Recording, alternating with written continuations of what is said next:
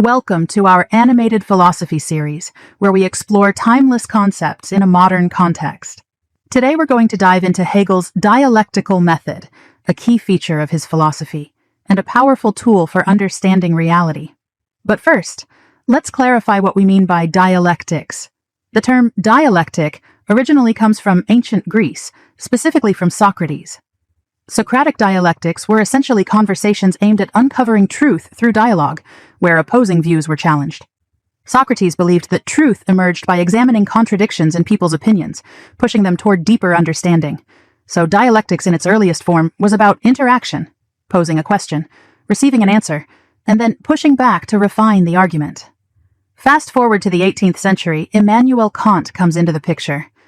Kant had a slightly different take. He wasn't as focused on dialogue as Socrates, but he also saw contradictions, especially when it came to human reason.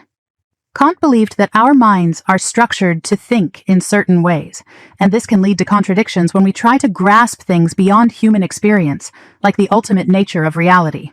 He thought these contradictions revealed the limits of reason itself, but Hegel took this further, and this is where we get to his unique interpretation. For Hegel, contradictions aren't just limitations to be recognized, they're actually the driving force behind knowledge and reality itself. So, how does this work? Hegel's dialectical method involves 3 steps, often summarized as thesis, antithesis, and synthesis. Let's break this down. The first step is the thesis. This represents an initial idea or position. It's a starting point, but importantly, it's incomplete. It doesn't tell the full story. Then comes the antithesis. This is the opposite or contradiction of the thesis. It challenges the thesis, revealing its limitations or blind spots. The two are in conflict, but rather than simply canceling each other out, the tension between them sets up the possibility for something new. That's where the synthesis comes in. The synthesis doesn't just choose one side over the other, it reconciles the thesis and antithesis in a way that preserves the strengths of both, but overcomes their individual weaknesses. In doing so, we arrive at a higher, more comprehensive level of understanding. This process of moving from thesis to antithesis to synthesis doesn't stop. Each synthesis, once reached, can become a new thesis, generating its own antithesis, leading to yet another synthesis. It's a continuous process of development, and it's central to Hegel's view of how we gain knowledge. So why does Hegel think this process is so important?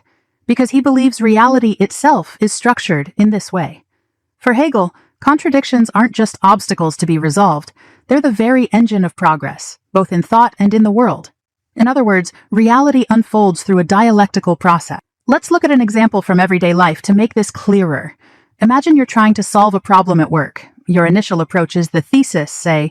You decide the team should take a very rigid, structured approach to a project to ensure everything is done efficiently. But soon, you face a problem. Your team finds the process too rigid and creativity starts to suffer. This is your antithesis, a realization that the original structured method doesn't account for the need for flexibility and innovation. Now, what happens next? You don't just scrap the structure or ignore the need for flexibility. Instead, you come up with a synthesis.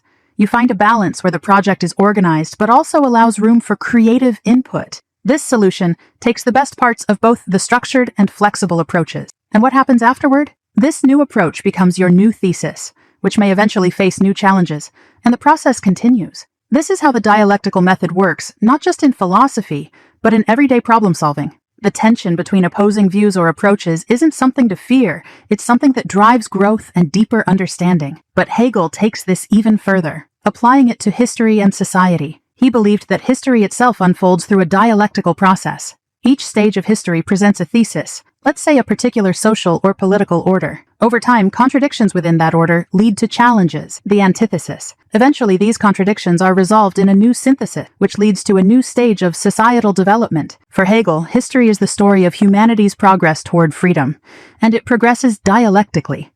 This is what Hegel calls the cunning of reason, that even when individuals act out of self-interest, their actions contribute to the dialectical unfolding of freedom. History, in his view, isn't just random events. It's a rational process that moves us toward greater freedom and self-awareness. And this brings us to the final point, Hegel's view of human consciousness. Just like with history, Hegel sees human consciousness as evolving through dialectical contradictions. At first, we're only aware of ourselves in a limited way, the thesis. Then, through interaction with others or encountering challenges, we face an antithesis, realizing that our view of ourselves was incomplete.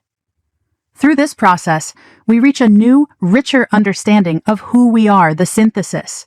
So whether we're talking about everyday problem-solving, historical development, or the evolution of human consciousness, Hegel's dialectical method is at the heart of it all. For him, reality is dynamic, constantly evolving through the resolution of contradictions. In summary, Hegel's dialectical method isn't just a way to think about abstract philosophical problems. It's a tool for understanding how reality, society, and human thought develop. Contradictions aren't just obstacles to be overcome. They're the very forces that drive us forward, toward higher knowledge, greater freedom, and a more complete understanding of the world. Thank you for learning with us. Don't forget to like, subscribe, and hit the notification bell for more insights into similar echoes.